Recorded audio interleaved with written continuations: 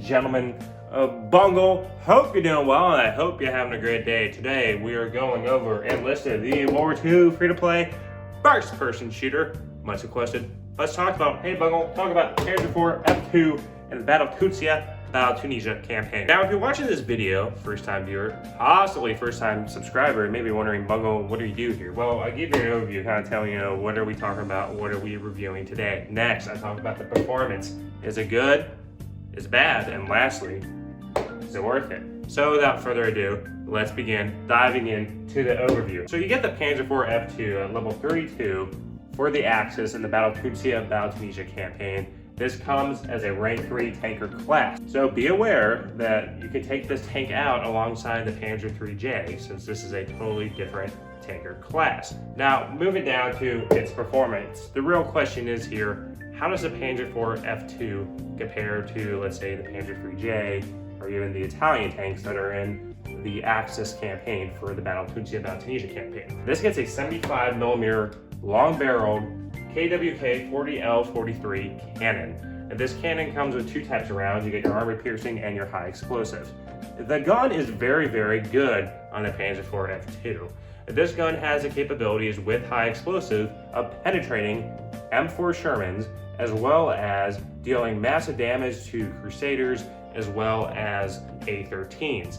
Now, the AP round, of course, I prefer using against M3 Lees and even Shermans just because I want that reliability. But yes, you can load up HE and you can get lucky kills, especially on a Sherman. If they're exposing their sides to you, you can obliterate them in one shot. Now, the high explosive performance is rather disappointing compared to the Pz.III and the Premium when it comes to the splash radius. I've noticed for whatever reason, and compared to the Pz.IV F1 in the Battle of Moscow campaign, that the 75mm cannon with its high explosive rounds isn't performing that well, but for whatever reason the Pz.III doesn't seem to have an issue with it.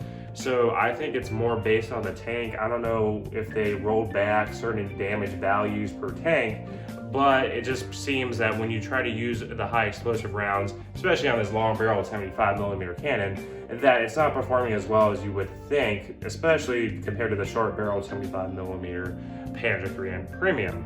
Now, one thing to note too, going to secondary armament, is that it has a coaxial 7.92 machine gun, but it does not come with a commander's hatch machine gun on top. So the only machine gun you're going to use is that coaxial on the turret. So be advised, if you try to pop out of the commander view and you see not a machine gun there, well, now you know why. Now, when we talk about how does a tank perform with its mobility and its armor, mobility, I find it to be kind of slower, especially compared to the Pz.III. It is faster than the Pz.III and the Italian tanks too. And this is, like I said, the free-to-play option, really, right? Not a lot of users are going to have the Pz.III and, fork out the $50 for it. But the Pz.III, in my opinion, is the better tank compared to the two, just because the Pz.III gets to move around the battlefield.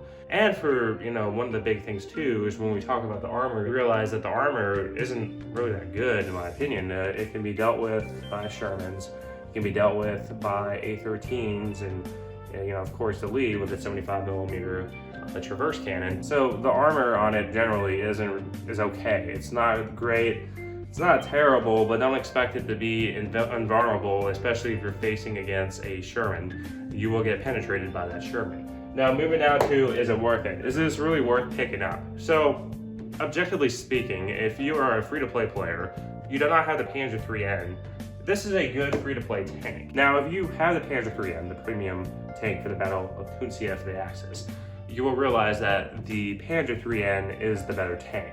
The Pz.III has better mobility, has better armor for whatever reason, and the gun performance way better at dealing with enemy tanks and with dealing with enemy infantry. For whatever reason, the Pz.IV F2 is just slower, the armor isn't that good on it, and the gun is okay. It's not great, it's not amazing. If I had a choice, if there's new levels added to the Axis in Tunisia, I'm going to start off with the Pz.III, then I'll go up as a backup with the Pz.IV F2. But generally, the Pz.IV F2, comparing to the Pz.III, is a weaker tank.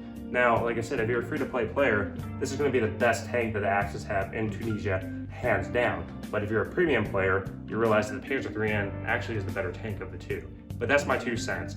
If you have the Pz.III, I would stick with it, and I would use this as a backup. If you're free to play, highly recommend picking up this tank. other than that, I hope you all have a great day. Thanks for stopping by. Take care.